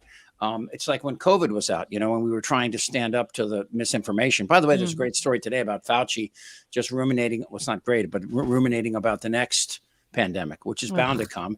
And of course, the damage that Trump and others have done to the trust and, the FDA and just, for medical Fauci professionals. Exactly. It sucks. So, there's obviously a lot of important stuff, but also there's really interesting stories that, local stories and just, it's funny just that I don't know if I did come back, I don't know if I'd want to talk that much about politics. I would probably try to get a different co-host every day, Yeah. It's a lot of work. It is a lot of work. Just a lot of work. People show up on time, Yeah. It's like, it's like 5 minutes before and like, where the hell are you? That kind of thing. Well, that was when we did radio too, right? Not you, Kim. Stop. Yeah. It's like, I'm here. She's always ready. Are you kidding? I have a story to throw at you guys. You want to hear it? Oh, please throw it. Michigan State University officials are apologizing. Oh my God. This is never good when you have to start with an apology. After a photo of Adolf Hitler was displayed on the stadium video board during pregame activities at Saturday's football game against the University of Michigan. The image was shown as part of a trivia question. A school spokesperson said the material was provided by a third-party source that the university will no longer use, and next time before they show trivia, they'll make sure to vet all the questions. But it was a big picture of Hitler. Jumbotron picture of Hitler. Everything going on over, in the Middle East, and it's like, really, you're going to show a picture of Hitler at the football game? Anyway, Michigan State lost to Michigan 49-0. The big thing was about the Hitler picture on the Jumbotron. Of course, yeah. You know what Hitler's second mistake was? His first mistake was just being a horrible human being in every possible way. But the second was that identifiable mustache. Yeah, I mean, seriously, I wouldn't know what the guy looked like wearing it without the mustache. He could move through circles. It's the irony, of course, of so many Republicans talking about back in Israel. Yet, of course, endorsing these swastika Confederate flag groups that continue to show up at Trump events, and were there on January the 6th. There were a lot of. I think somebody wrote.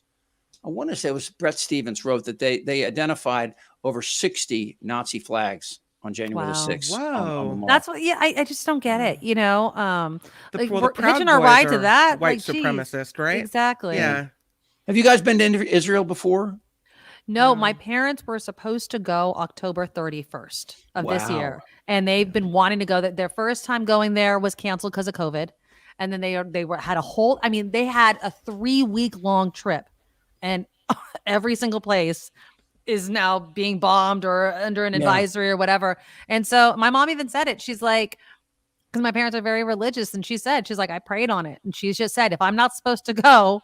And then this happened. She's like, not going. Like, that's it. She's just not going to go to Israel, which is sad because they really, they're obviously getting up. They're not that they're going to die tomorrow or anything, but they were going to do a lot of walking tours. And once you start hitting a certain age, you can't do everything you wanted to do. And it doesn't look like this is going to happen for them, sadly, but you're definitely not going. So.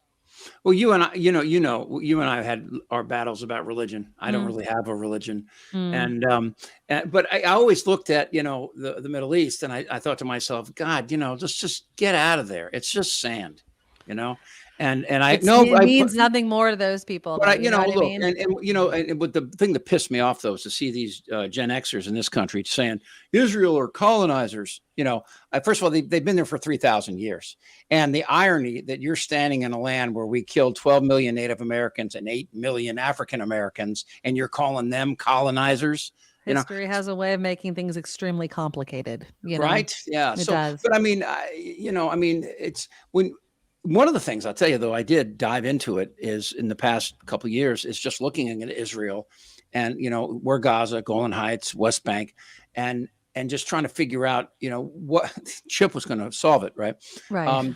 Yeah. Well, Biden actually had an interesting solution for that area about 40 years ago, when he was in the early days in the Senate. And part of it is just going in and divvying up areas based on,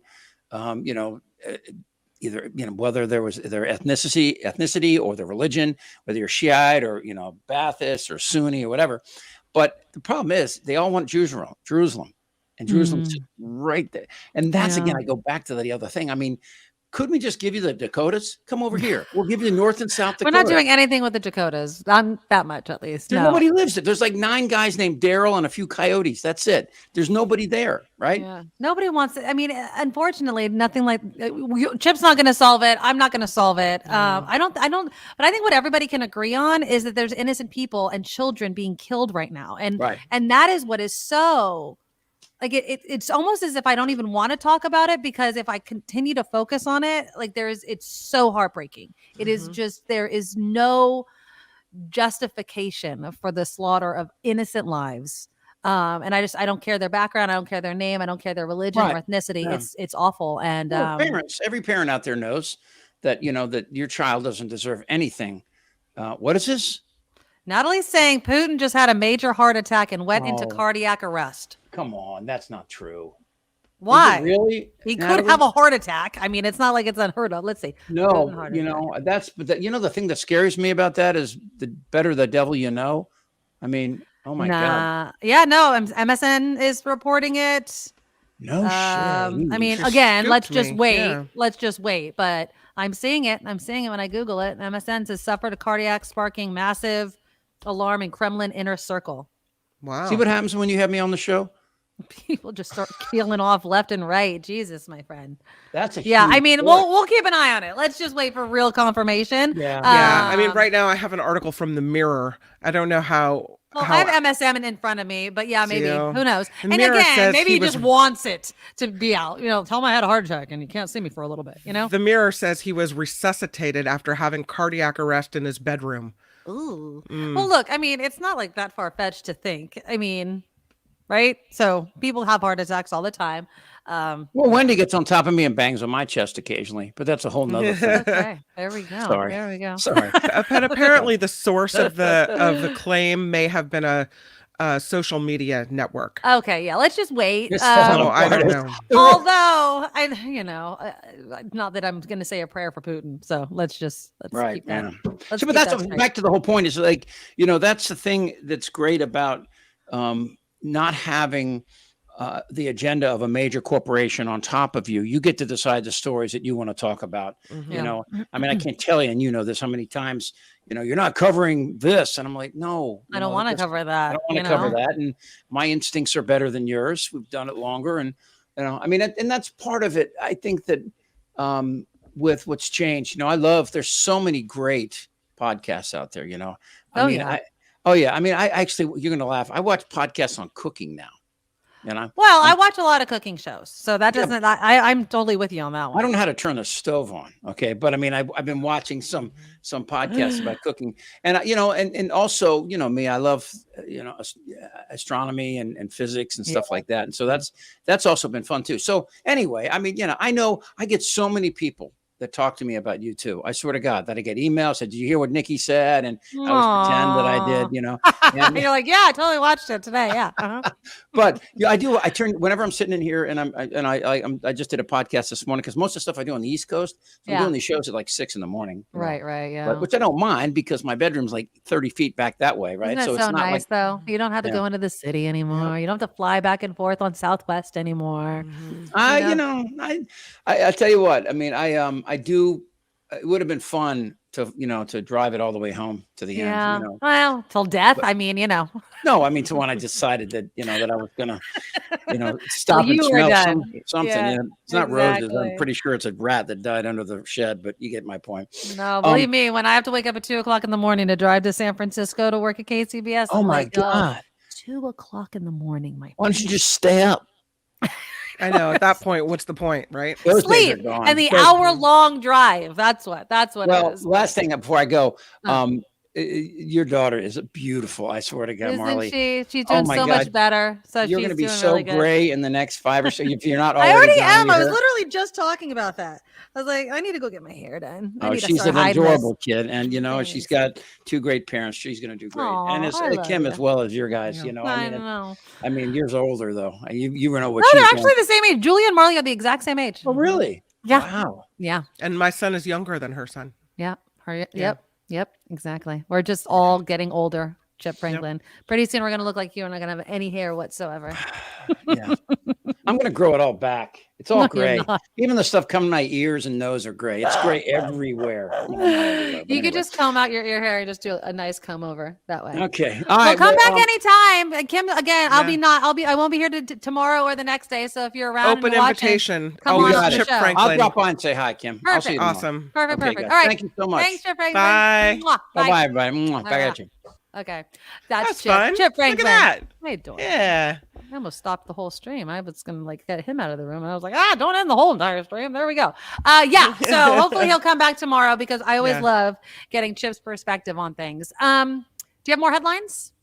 I always have more headlines. If you want headlines, I have headlines. If there's anything new, we can move on. We can. This whole Vladimir Putin thing, can we just jump into this for a second? Just real quickly? Okay. Yeah. It's not looking true? Well, it could be true. Okay. So there's kind of conflicting conflicting information. So it's this Telegram channel. They call it a social media channel. It's a Telegram channel. It's believed to have be run by a former Kremlin insider, but the same person also says that in recent months that all the appearances made by Putin were made by a body double. So do we believe this? Yeah, I don't know. I don't think so. The information source is a little sketchy. However, as you mentioned, it is on MSN. But they do quote that their source is this Telegram channel. And so I don't know. I don't know. Let's just wait until there's an official, wire from, I don't know, the Associated Press. Let's wait for the Associated Press to do the work and confirm all that. In all honesty, if Putin passed away, there's someone that's going to pop up right behind him. I don't think that that's going to solve Ukraine's problems. I mean, it is so ingrained in there. So let's just take a deep breath, see what happens. He could also just want to hide out for a bit. I wouldn't put that past him either. You know what I mean? Like, he could just not want to deal with anything right now and act like he's not alive. And then he's going to rise from the ashes and be like the Putin Phoenix or some crap. So we'll just wait. Yeah. Ricky's like, show me the body. I don't want to see any more of Putin's body than I have already seen, unfortunately. And every You've seen a lot. Against my will, completely against my will. So no, thank you. Okay. Well, then let's move on. Is that that's only a big headline we have? I could do a news. You want a news? Okay, let's just do a quick little news, and then we'll talk about Airbnb, and we'll lighten up the show a little bit towards the end. Let's do your intro, of course. Street, the Nikki Medoro Show presents News Czar Kim McAllister. There we go. Little news about GovGav. Governor Gavin Newsom visited China as part of an international trip that included a stop in Israel. He is looking awful presidential these days. Isn't he, though? While in Hong Kong, Governor Newsom participated in a roundtable talk about climate change. He referenced a new law that requires truckers to move towards zero emissions in some cases as soon as next year. During his stop in Israel, Governor Newsom spent time with reporters and talked about what he witnessed when he spoke with families and government officials. He referenced video footage of a woman in a Los Angeles Lakers jersey who survived an attack by Hamas because she was buried beneath dead bodies. He said that woman is just one example of the deep connection between Israel and California. At least 9 Republicans now are running to be the next Speaker of the House. It's a very crowded field. House Majority Whip Tom Emmer of Minnesota officially jumped into the race over the weekend, got the endorsement of former Speaker Kevin McCarthy. Well, that makes him not my choice. Exactly. And if you have McCarthy's endorsement, no thank you. There's something wrong with you. Representatives Kevin Hern of Oklahoma and Pete Sessions of Texas and Byron Donalds of Florida are also running for the top spot. I mean, this is ridiculous. This is ridiculous that it's taking this long. And meanwhile, nothing happens. Nothing happens. People's business is done. And I don't know how they go home. I'd be like, no, you do not get to leave until we find somebody that is sane. I mean, Congress is paralyzed right now. It's ridiculous. Here's your Republican Party, people. There you go. New Jersey Senator Bob Menendez is expected to plead not guilty later today on a charge that he acted as a foreign agent on behalf of Egypt. The powerful Democrat stepped down from his post last month after being accused of steering military aid to Egypt in exchange for his wife Nadine getting a no-show job, right? You just get paid because don't you make enough money? Like, come on. People are so selfish. The pair were charged last month with accepting gold bars, cash. It's just so egregious, like, come on. Gold bars, I could stop there. Cash and a Mercedes from 3 New Jersey businessmen in a wide-ranging influencing peddling scheme. Oh, jeez. I mean, it's not as bad as it is, but like selling Obama's Senate seat, it's like we have to have consequences. We have to have, if this can be proven, obviously, in a court of law, then go away, go to prison, jail, whatever the consequence is. And I don't care if you're a Democrat. I don't care if you're a Republican. If you do wrong, you should be held accountable, damn it. That's it. The criminal fraud trial against former crypto billionaire Sam Bankman-Fried continues later this week. The founder of the crypto exchange FTX faces 7 criminal charges related to the collapse of the company late last year. Bankman-Fried could face life in prison if fully convicted. There you go. There's consequence. In recent years, corporations have taken a stance on countless current events, but it seems crafting a position on the Israeli-Palestinian conflict isn't so easy for some organizations. And I would say it's more Israeli-Hamas rather than Israeli-Palestinian. Yes. Hamas's October 7th attacks on Israel have prompted almost every major corporation to speak out against that violence.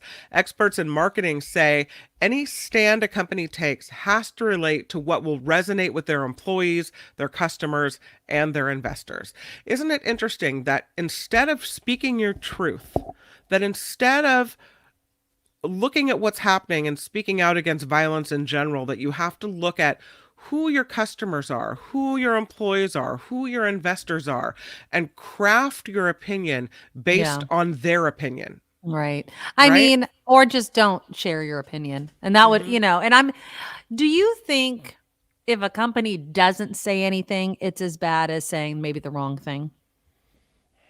I think it's worse saying the wrong thing, right? Because I don't know. Some people will be like, you're silent. Something is going on, something horrific is happening. And the company I work for is saying nothing. Like we're not putting out any statement about it. Versus maybe putting out a statement that not everyone is pleased with. I'm not even going to fill in the blank there. Just not everyone is pleased with. It's tough, especially this. I feel like this, I'm putting this in quotes, the safest thing to do is to call out the innocent victims of this entire tragedy. That's right. That is what I think is the, again, quote, safest response, because it's what we should all agree on, right? Innocent people should not be caught in this. And unfortunately, they are. And that's tragic. And it's horrible. Do you guys have the signs of the missing people that have been taken hostage around Petaluma? No. Okay. So like, I know it's in San Francisco. It's in San Jose too. All these signs and pictures with the images, the pictures of people that have been taken hostages and missing, they've been going up all over the place. And I heard one quote from a woman saying, we want to do this so people understand it is happening. It hasn't happened. It is happening and it keeps happening and we can't ignore it, So it's just so freaking sad. It's so sad. Governor Gavin Newsom has signed a bill that lifts a 30-year-old ban on lowriders cars. Lowriders are customized cars with a lowered body. The vehicles were made popular in the 1940s by young Mexican Americans. Some bans were put in place as early as the 1950s. Activists argued over the years the bans were a sign of racial prejudice. It's obviously, yeah, exactly. Yeah. And it's obviously, the low riding cars and the cruise in the streets. San Jose just lifted its kind of ban or rules surrounding cruising, right? Because it led to profiling and what have you. And there's nothing illegal about driving your car.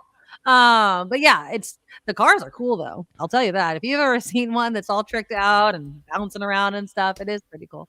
They are eye-catching. I will say that. What I want to tell you about the story. Yeah, I don't have the one I wanted to tell you about, but I was reading a story. I'll just kind of, without the information in front of me, I was reading a story about this director of a synagogue. Okay. And I forget what state it was in. Oh, that was killed over the weekend. Beloved woman stabbed in her house. I think it was in Detroit. Maybe I'm wrong. I'm glad you saw the story too. Yeah, it was in Detroit. The president of the Detroit synagogue was found stabbed to death outside the home. This is what we're talking about, though. Like, honestly, the targeted attacks on the Jewish community in the United States. When I saw this, I was horrified. Samantha Wall is the president of the Isaac Agree Downtown Synagogue. Yeah. They found her outside the home, and she was stabbed to death. Now, again, we don't know if it's related. Exactly, but it's hard to not see a connection at this point in time between any sort of attack or tragic murder of someone within the Jewish community and not see some sort of string related to what's happening in the Middle East. Thank you for doing that story, because I wanted to talk about her and mention her. Yeah. Pentagon officials say they have received more than 270 new reports of UFOs over an 8-month span this year. The aliens are here, dude. They're here. They're among us. The Defense Department released a new report to Congress that said 274 new UFO sightings have been reported to the All-Domain Anomaly Resolution Office. Did you know we had that? I did not. Which leads the government's efforts to document and analyze UFO sightings. The Pentagon says the majority of the reports came from military service members and commercial airline pilots. Up in the skies, seeing some weird stuff up there. I'm telling you. I mean, again, I believe that obviously there is intelligent life outside of our planet. I think you'd have to be really self-centered to believe that. Now, what is that intelligent life? I have no idea. Is it an alien that looks like the cartoons that we grew up watching? I don't freaking know.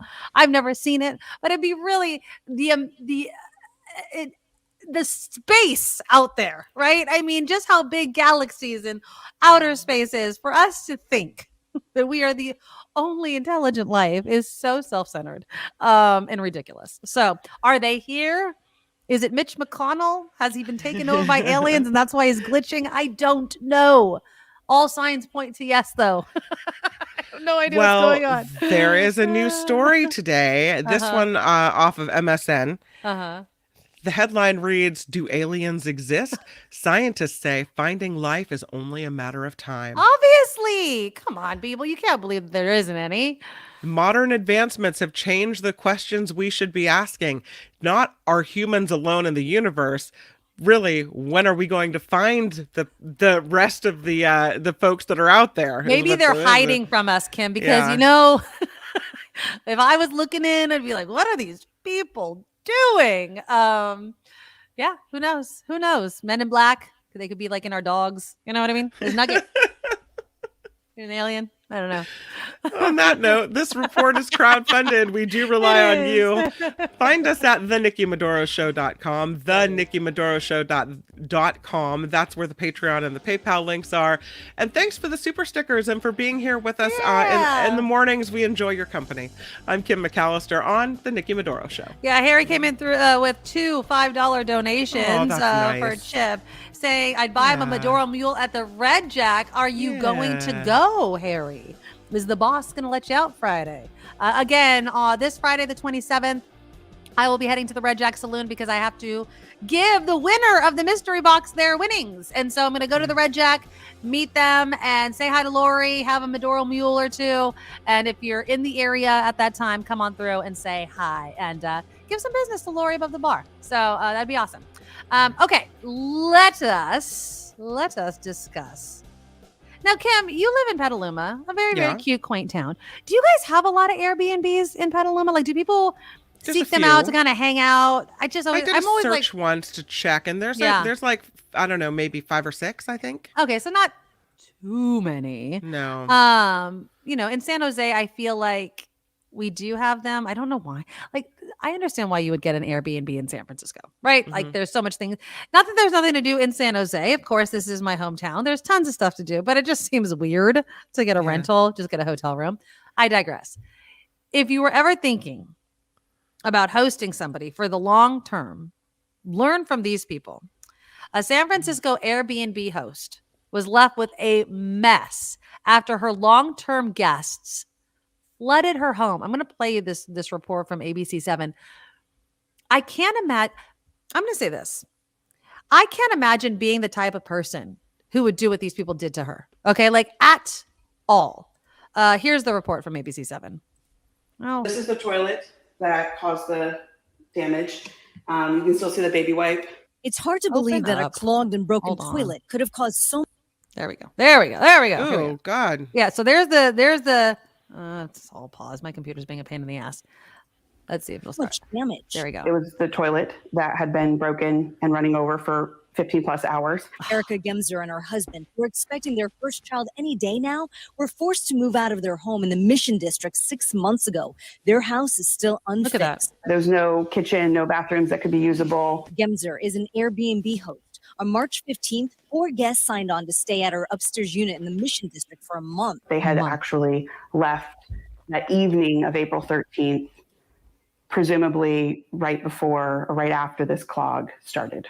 See, that's what that I'm just going to pause right here. I'll show more of it. That's the number one thing. It's like you've done something to damage the home and then you're just going to run. Gemser lived in the unit directly downstairs. She didn't see any red flags until it was too late. Water coming from every crevice, opening, every light fixture. Gemser immediately called Airbnb, who then told her to get a full estimate and receipts for the repairs to her home. She says the extent of the damage made it impossible to get a quick assessment. I tried to explain this to Airbnb, like this is not a broken door. This isn't furniture. Gemser says it took weeks for Airbnb's investigative plumber to arrive and determine the cost of the clogged toilet.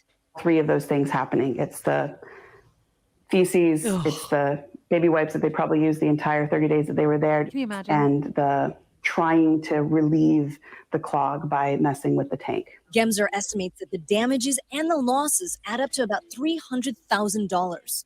She says she's disappointed by Airbnb's coverage policy for hosts. They advertise it as the $3 million host protection guarantee. So the idea is, as a host, we've got you covered top to bottom with $3 million of coverage. So don't worry, we got you. Turns out 90% of that is not covered. So they've given me an offer of around $31,000. $31,000. Believes she was fully covered between Airbnb's host coverage and her own homeowner's insurance. Turns out that's not the case. So for people who are thinking about being hosts, look into all the different insurance you can buy all of it. Buy all of it. Or just don't host. No. That's my thing. I'm like, I'm never, not that I have a property that I could host, but I would never, especially, you know what? There was a story like a month ago or so where a guy, it was like the tenant from hell. She never got out. She lives in this like fancy schmancy home. Yeah. It's the long-term. Yeah. It's these long-term rentals though, where you butt up against renters' rights, right? And we're also in California and we know how California is. So just, I'm not trying to speak badly on Airbnb's business model. I just would never, ever host people in my house. And again, you saw the baby wipe there. She's like, who flushes baby wipes? Like, if you have a baby, you know better. Like, you don't flush those things. It's such disrespect. Nipper says, such a nightmare. You can't trust anyone to take good care. I'm the idiot who leaves hotel rooms with everything in the trash and towels in an easy pile. Same, right? We just, like last month, we went to a concert and we stayed at these like kind of rental cabins, really, really cute. And, you know, they have a list of things that they want you to do, which is totally normal. Like make sure the dishes are either in the sink or the dishwasher or whatever, and take the garbage out. Like it's not hard to do as long as you're not a friggin' slob. But staying there for a month and then leaving the night before after you clogged and tried to fix on your own the toilet. Bad juju. That's all I'm going to say. Bad juju. Thank you, Roz, for the $10 super sticker. Thank you. And Aussie Rules, good question. Why not show the renters pictures and names? Yeah, the landlord's calling out Airbnb, which rightly so because of the coverage. Who are these tenants so I can never rent to them? Like, it should be like a black mark, like for any, whether it's a long-term rental. How do you figure out who they are, though? And they could use a fake name on Airbnb. Well, you have to have a credit card, right? I mean, there has to be some sort of, it's just awful. It is literally awful. Lori says, I don't even want strangers here with me at home. Can't imagine letting them live without me. Yeah. Like if it's your house, it's your domain. I mean, I rent here, but it's like my home. I wouldn't want to damage it at all because then that puts me out as well. And I want to be a good tenant. I wouldn't want to damage somebody's home because I wouldn't want anyone to damage my home. I was wiping my bathroom counter down with a Clorox wipe once. Okay. And on accident, I don't know how it happened. If it was, one necessitated a call to the plumber. Wow. One. Yeah. I mean, it's true. Don't put a wipe down the toilet. They expand. If it's not meant to go there, they don't dissolve. Yeah. No. It's gross. Bad scene. Yeah. And all even it took was says, one. And there's no such thing as a flushable wipe. They say this over and over again. If you go and look at the sanitation machine, it's all these quote unquote flushable wipes that don't really disintegrate enough. And so just don't throw it in the gosh darn toilet or a garbage can. Don't throw it in the toilet. It's not hard. It's really, really not hard. Justin says, I've been hosting in my spare bedrooms for over 12 years on Airbnb. We live concurrently with the guests so we can keep an eye on them. 5 years ago, the guests' mentality changed, got more abusive. Oh, no. I don't think I could. I don't want roommates like that. No. I don't want roommates like that. It's too difficult. It's too it gets uncomfortable. No, Tux, no. I will say this. You know who doesn't use a lot of toilet paper? People that have bidets. I'm just saying. You don't need to have all the wipes and the toilet paper if you just wash your ass. Just letting you know. I don't know what tucks are. Tucks. You know, like medicated wipes if you have hemorrhoids. Oh, okay. Got it. I don't know. Are those okay to flush? No. No. Don't flush stuff down the toilet. Wipe your ass and throw it in the toilet or in the garbage can, not the toilet. Joe Blow says, plumber's secret to unplug a toilet, just use a dry vac to suck out the plug. I don't think I would trust myself to do that. Gross. And so I'd hire a professional. Yeah. Hire a professional. Okay. Yeah, I agree with you completely, Sherry. Companies should not be able to advertise them as flushable. They should not. They're not. Go ahead, Google it. They're not. They mess up the pipes. They mess up the whole entire thing. It might not be under your house, but when it goes all the way to the, filter business sanitation building, no, they don't like it. Don't do anything. And again, get yourself a bidet, people. I swear I need to get a sponsorship for bidets. There is nothing better. There is absolutely nothing better than a nice, fresh butt. Okay. One more. That's a drop right there. I'm telling you. I know I've mentioned this before, but there was when we first moved, there was a little portion of time where I did not have my bidet, and I was very upset. I will just say, once you go bidet, you never go back. You just don't. I'm just saying. Okay, then there's finally this story. I don't know what I would do if I got a phone call like this and that this happened to me, because if I feel like this criminal, somebody should have been arrested immediately.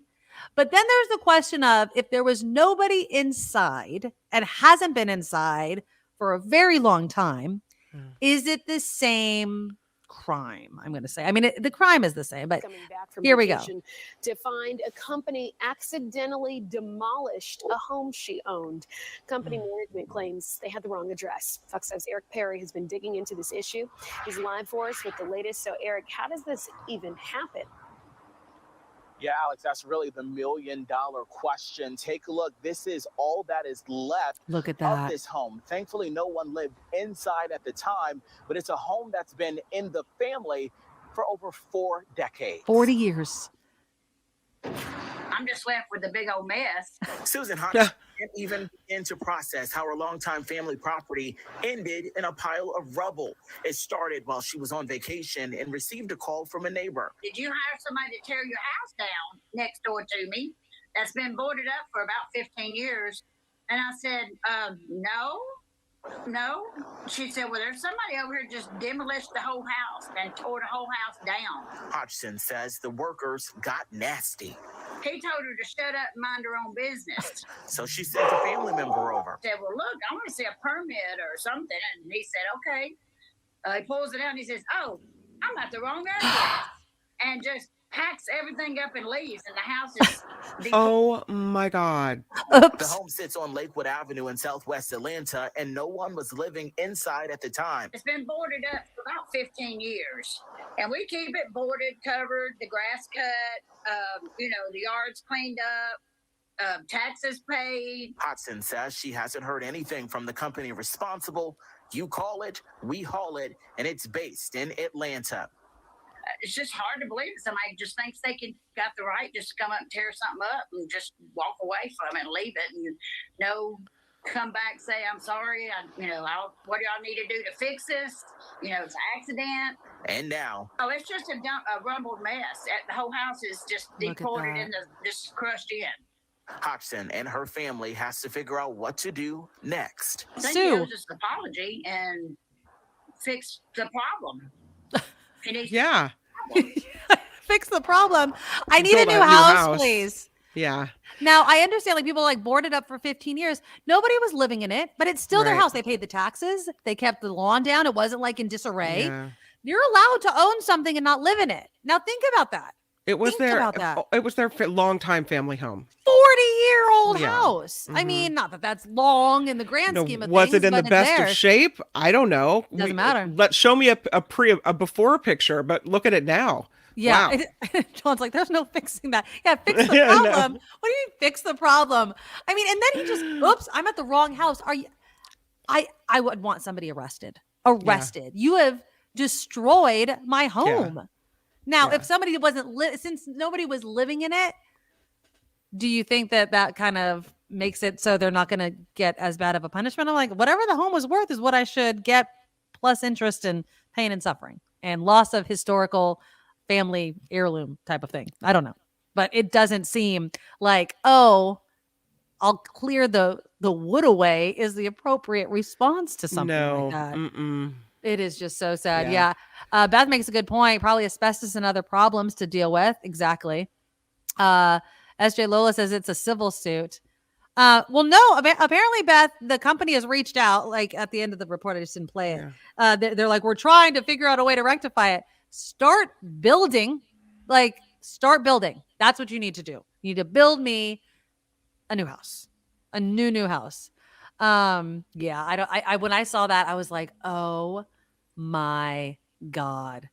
It's so funny. Can you imagine? And then the audacity when the neighbors come and say, are you sure you're supposed to be here doing this? Exactly. Double check. And what a nice neighbor to say, can I see your permit? Yeah. To make sure that she knows that they're not supposed to be there doing it. And then he looks at the thing and says, oops, I'm at the wrong house. Don't you think that would be the number? And I actually went to their website because there's a link on the news article and it's the most generic website that's under construction. I'm like, you know what else is under construction? Better be that house that you just demolished. But it doesn't look like it's in a long time established company, which also makes me scared for them. Don't you think before you took a bulldozer to a house, yes, you would be like, they say when you're building a house, when you're cutting a piece of wood, always measure it more than once, right? Yep. Because you there's no going back once you cut that wood that's cut. Before you demolish the house, do you think you would check several times? Maybe walk through, make sure nobody's in there. Have two people sign off on the address. You know what I mean? Do you see this address? I see this address. This is the house. It takes 2 seconds. Yeah. Now look, they're in a heap of trouble. Yeah. Geez, I would be unbelievable. I would be devastated. I mean, can you imagine getting a phone call like that? No. What? No, I did not plan my house that's next door to you for the last 40 years to be demolished, but thanks for calling.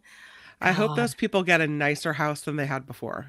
Well, it's going to be newer. Yeah. That's for sure. Going to be brand spanking Or they're just new. going to write them a check.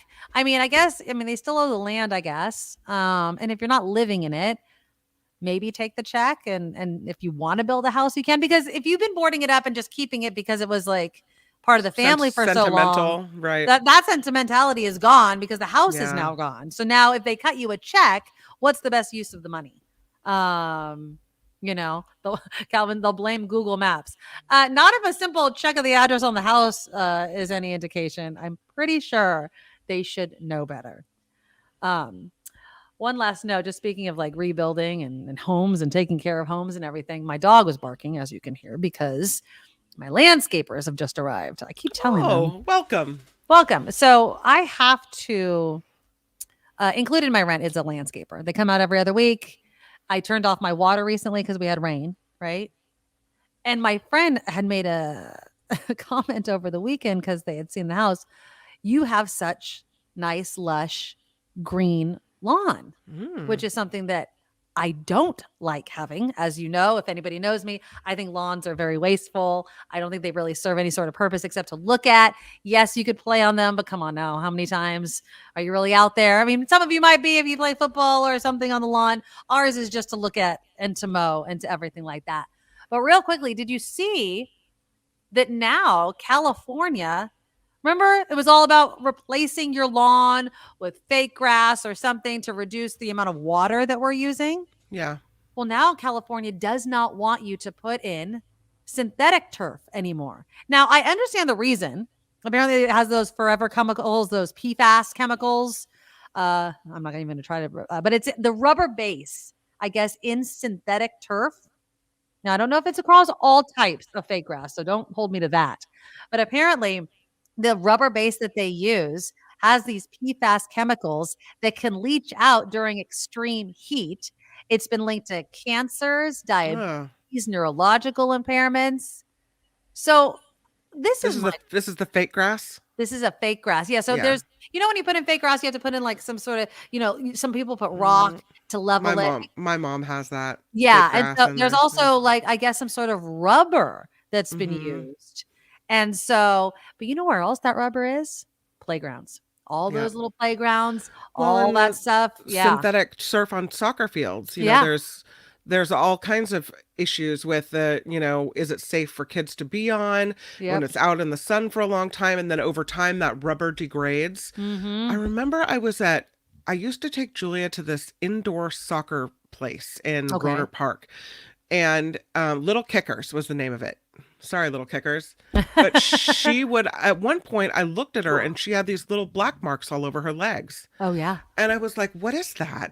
And my friend said, oh, that's just the rubber from the turf, underneath the grass from the rubber. It's old and it's flaking off. And I was like, whoa. Yeah, that's not good. You do some research on that, and that's not good to have that all over your kid. That was the last time we went there.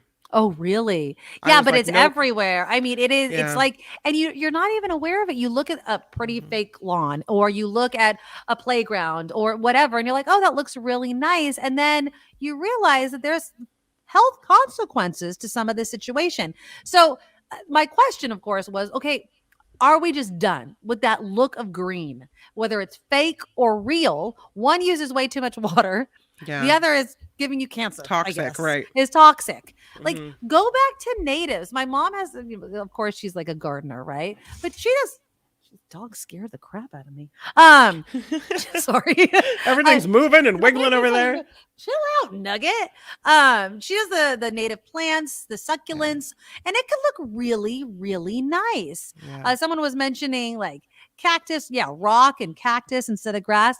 Now, can you run and catch the ball on rock and cactus? No, but you know what? You probably have semi nearby a park that they pay for the water and they pay for the land and they do all of that, and you don't have to pay for it. And it's better for you. It's just, we need to stop equating a nice, lush green lawn. And again, I have it because it's a requirement to live here and we maintain it. They want it. Yeah. They pay for it. They drive my dog nuts when the landscapers are here.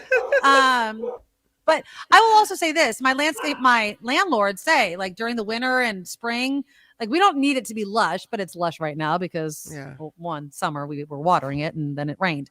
But if I didn't have to, if they had just succulents and a rock garden, I'd be so stoked. I'd be stoked with that. We don't need lawn. We absolutely don't. It's No, I it's have not lawn in front necessary. of my house, but it's more like you know, when you let your lawn go over time, and it's more like kind of the what do they call it? Crabgrass. Yeah. Whatever. But it's it's green, and we mow it, and it looks like lawn, but it's not like anything. You know what fancy. else is good? You know what else is good is clover. I've heard that clover grows and it's green and it grows way easier and it doesn't need the water that a lawn will need. And what does a lawn give back? It's not a beneficial. No. It's not bringing butterflies and bees. Usually Mm-mm. you're putting all kinds of chemicals on it to keep it nice and green, which We don't. leaches into But it's it. still green. Interestingly, go. it's still green. Uses the most water in our yard is the pool. Oh yeah, absolutely. Yeah. Well, that's a So, whole different thing though. yeah. And you're not constantly filling it though, are you? It's just No. evaporation that you have to, right? Yeah. Every so often. All these sorts of things, but just Yeah. pick and choose your battles when it comes to water. Yeah. All right. That's the show. I will be back on Thursday. Which is my birthday. It's my birthday on Thursday. Kim, I know I'm going to miss you over the next 2 I years. know. Think of me. Just know that when this show is on, I have been up for so many hours. Yeah. Because I don't think we don't really, but I mean, I guess the final hour of my shift is the start of this show. So if you guys are up really, really early, you know what to tune in, and you can hear me there doing the morning news at the dark, time dark, do you dark, leave dark, there? dark 33. What 3. time do you leave? Oh, you leave 3 at 3. You o'clock leave in the morning. You leave Home. San Jose at 3. What Yes. time do you leave San Francisco? Well, I have to do, it's not to talk crap, but I have to do a story as a reporter after Yeah. that shift. So it's a long day. So however long that takes, I try Mm-hmm. to get out by 11. Sometimes it's 11:30. You know Mhm. what I mean? So it matters if I pull something from the live show or if I have to find something and then I have to cut it up. And then if people want to have conversations and I'm dying to get home and falling asleep behind the wheel. But yeah, it's a long day. Yeah. That is a long day. Pretty much 4 to 11, 4 to noon. So yeah, that's. Well, we're going to keep the show rolling, everybody. We'll keep it right? rolling, and Yeah. I appreciate you guys so much. Stay here because obviously, Mark Thompson, and then the after party live. Click the thumbs up button if you have not done that yet. Make sure you have subscribed. Big thank you to Harry, who came in with a couple $5 donations to our super chat, and Roz as well. If you want to support the show and keep us on the air forever and ever and ever, please become a Medorable. Become a monthly Patreon subscriber. It's very easy. TheNikkiMedoroShow.com. Patreon link is right there. And we need it to keep the show going. And I appreciate you guys. All right. I will see you next time. Bye, guys. Bye. Nikki, you're all so awesome. You're proud, like a beautiful blossom. You're also the best. I really can't rest. You're all so awesome. Wow. Okay.